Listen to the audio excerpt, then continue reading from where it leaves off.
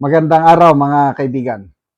Bigyan natin ng reaction, opinion itong post ni Attorney Harry Roque. Sabi niya, bakit hindi ang presidente ng Pilipinas ang nag-announce ng balitang ito? Sinare ni Attorney Roque ang news update ng GMA News. Title, Yes! He's free! DOJ Secretary Frederick Vida on the status of former Representative Saldico. Malayang malaya po si Saldico. Hindi nahuli, hindi nakadetain, hindi nakakulong. Ano ba yan? Oh, tanong, nung nahuli, presidente ang nag-announce. Ngayon na, ano yan, malaya, born free, he is free, bakit tahimik ang Pangulo? Ay, nako. Kung daanin pa natin ito sa kanta,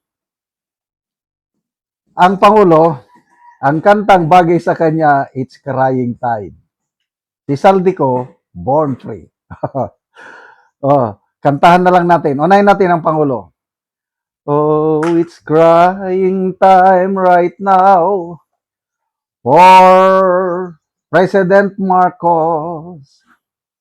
I can see that faraway look in his eyes. I can tell by the way he speaks in public that it won't be long before it's crying time. Saldico, born free, born free as the wind blows. Parang ako na si Saldico ha.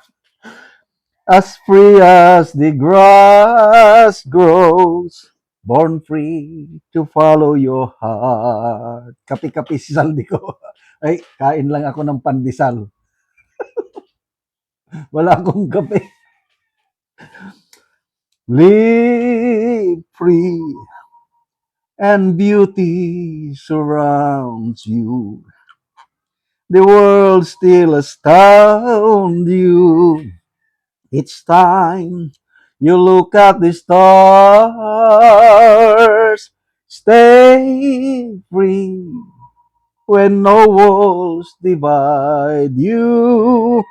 You're free as the roaring tide, so there's no need to hide.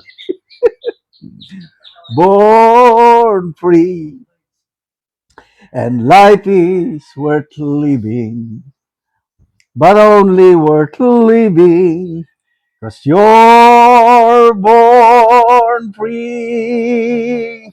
Stay free when no walls divide you. You're free as the roaring tide, so there's no need to hide. Born free, and life is worth living, but only worth living, 'cause you're born free. Yan. Kung si Saldico, kung nasaan man siya ngayon, higop-higop sa kape, kain-kain sa restaurant, I am free. But anyway, speaking of born free, sa totoo lang, kahit malaya tayo physically, spiritually, we are all in prison. Bible, Romans 3:23, for all have sinned and fall short of the glory of God. Nakita ko ang aking kalagayan, preso ako spiritually, kasi kung ano ang gusto ng kasalanan, sumusunod ako. Yun ang buhay ko dati. Alipin ako, na preso ako ng kasalanan. Kaya lang, nang dahil sa pagmamahal ng Diyos sa akin, nang dahil sa salita ng Diyos sa Bible, nalaman ko doon, ang salita ng Diyos, John, ano ba yun? When the Son sets you free, you are free indeed. Ngayon, isa na akong malaya, hindi na ako alipin ng kasalanan. Dati, ganyan ang kasalanan sa akin. Pag saan niya ako dalhin, pumupunta ako. Ngayon, hindi na. Ang kasalanan, nandyan pa rin. Tinutokso niya ako. Kaya lang, ang nasa akin na ang Espiritu ng Diyos, Holy Spirit. Ang Espiritu ng Diyos ang nagbibigay sa akin ng lakas to say no to sin. Kaya I am free sa pagka-preso sa kasalanan. Paano tayo maging free sa pagka-preso sa kasalanan? Yung palagi kong sinasabi na ABC. A, accept. Ako, tinanggap ko na ako ay makasalanan. Hindi ko kayang iligtas ang sarili ko, hindi ko kayang umiwas sa kasalanan. Dahil alipin ako, napriso ako sa kasalanan. Accept. B, believe. Naniwala ako, maniwala ka rin, na namatay at nabuhay muli ang Panginoong Hesus para sa kapatawaran ng lahat ng kasalanan. And C, commit or surrender. Sinurrender ko ang buhay ko sa Panginoong Hesus. Tinanggap ko siya sa buhay ko. Kaya, nandito na siya sa buhay ko. Sa pamamagitan ng Holy Spirit. Kaya ako, malaya ko sa tanikala ng kasalanan. Yun po ang tunay na kalayaan. Kasi pwede kang malaya ka nga, nakakagalaw ka kahit saan. Kaya lang alipin ka naman sa kasalanan, yun ang mahirap. But anyway, mas maganda yung malaya tayo physically, malaya tayo spiritually. Ang masakit ngayon ang ating Tatay Digong. Ano siya? Nakapreso siya. May walls na nagdi-divide sa kanya. Person deprived of liberty. Kaya, yan, palagi kong pinagdarasal na i-comfort ng Panginoon ang ating Tatay Digong. Na sana malampasan nila ang pagsubok nito, na sana makauwi ng buhay ang ating Tatay Digong. Salamat mga kaibigan sa inyong pagsubaybay sa ating channel.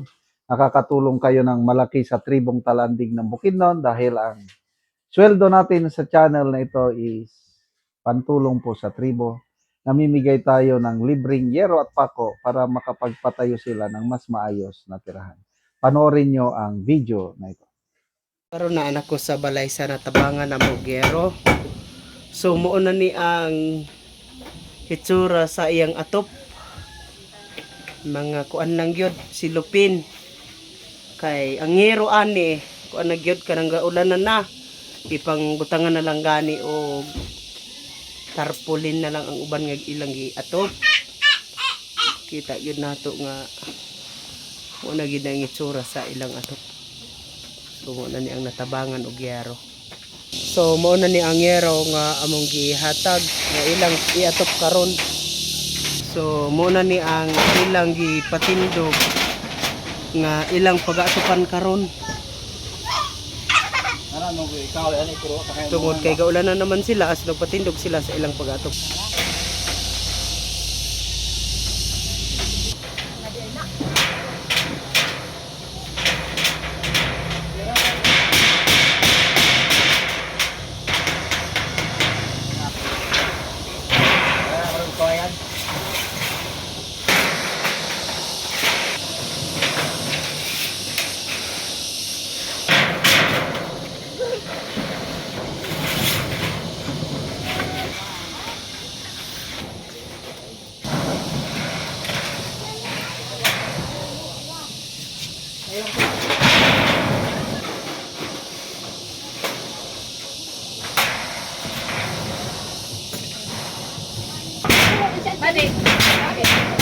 O karon humana gyud sa pag-atop ang among ginatabang nga yero.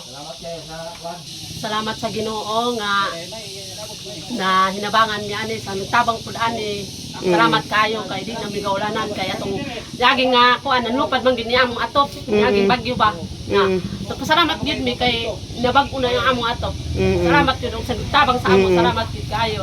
So ang karaan ninyo ante nga gapuy-an karon mga silupin lang ang ato. Oo. So karon bag-o na inyong Bagyo na balay. gid kayo. Salamat gid kayo. Wala gid kay mutangan sa akong kalipay nga nakuanan mi. Naot nga mapadayon imong matabangan, ano dagan pa imong matabangan. Una, Salamat kayo. salamat kayo